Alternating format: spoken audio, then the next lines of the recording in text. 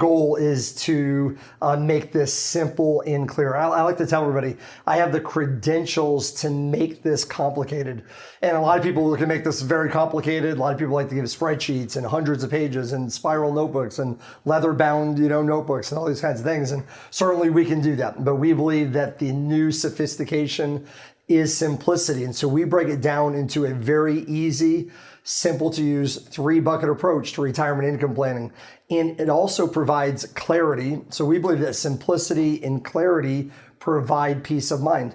The more abstract it is, the more complex it is, the less peace of mind people have. So we can keep it simple and clear. It all leads to peace of mind. So how does a 3-bucket approach work? First of all, we just like to look at, we take everyone's total assets. So whatever the total value of all your investment accounts, if it's IRAs, Roth IRAs, 401ks, it really doesn't matter where it's at, what it is. Take the total value of all your assets, regardless of where it is today, and total that number up. And then what we really want to do is we want to fill up these buckets in order. So what I'm going to do today in this video is show you the 3 buckets, and then I'm going to talk to you a little bit about the first one. And then in future videos, I'm going to talk to you about each one of these buckets in detail. But first, I want you to get the big picture. In the 3-bucket approach, we have what is called the liquid bucket first. Then we have the income bucket. And then we have the growth bucket.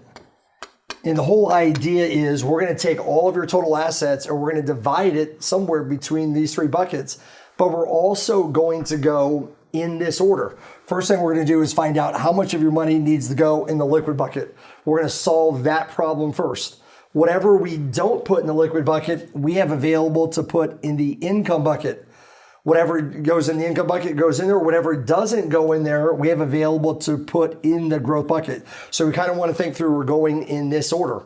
So we have to figure out how much is here, how much is here, then how much is here. And then the whole point is that over time, if I need more money for liquid purposes, I can take money out of the growth bucket and put it there. If over time I need more income, I can take money out of the growth bucket and put it here.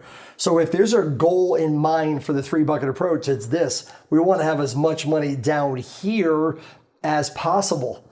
Okay, but we need to think through filling these 2 first. This one, the whole goal of this bucket is to keep filling the other 2 over time. So how much money should go in the liquid bucket? Since that's the first one, we're going to start today by talking about the liquid bucket.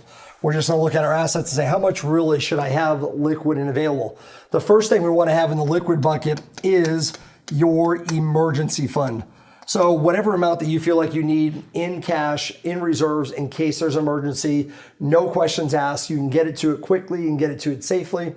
And a lot of times in retirement, this number is subjective.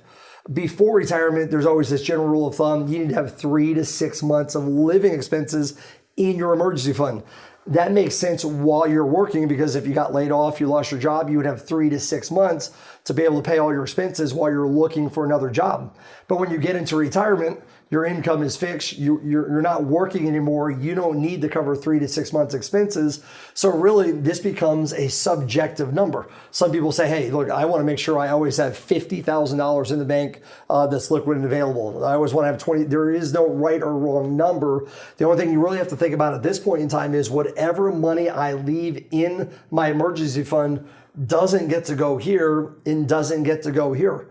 So you want to fully fund your emergency fund, but don't overfund it. It needs to be a number you're comfortable with, but the trade-off is it's not going here and not going here. The second thing we put in the liquid bucket is any known or planned, I would say known or planned purchases or expenses in the next 3 to 5 years. So sometimes people get close to retirement and they may be thinking, hey, I'm going to buy a car next year. I'm going to put a roof on the house in a couple of years. I know we're going to replace all the windows in the house, whatever it is like that. If it's known and planned and it's a purchase or an expense within 5 years, we would say that also goes in the liquid bucket. We're not going to put that money to produce an income stream. We're not going to put it at risk in the market. We're going to keep it here so we know that it's going to happen.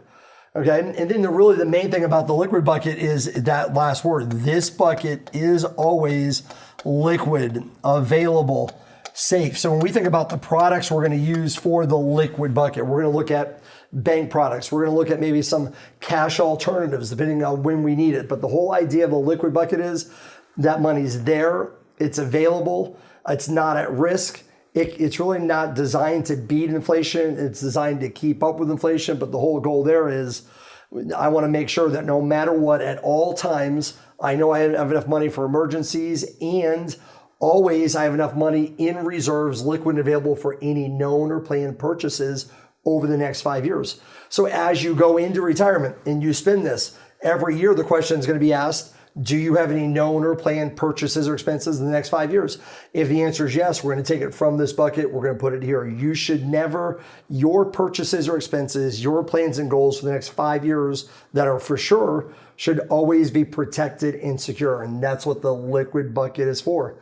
So first, we fill this bucket. We want to fill it, but not overfill it. Whatever we put in here doesn't go here and here, but this is going to happen. And that's the goal of the liquid bucket.